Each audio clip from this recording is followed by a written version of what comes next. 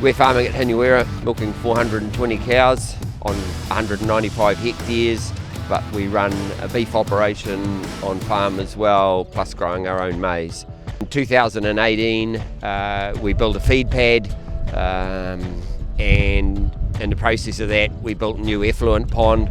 Reid and Harrison came on board with me, and we put in a complete new effluent system, the Yardmaster Super Smart.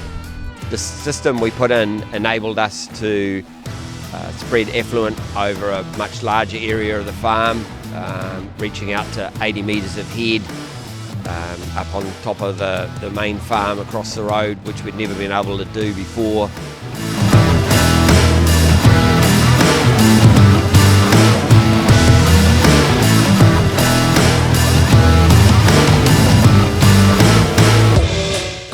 Reid Harrison Services division has been a great help on farm, setting up effluent lines and hydrants and servicing obviously all of the equipment, stirrers, PC pumps, multi-stage pumps.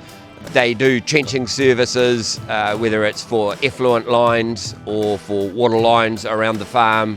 They're really good blokes that back it up with great service and are on call whenever I need them.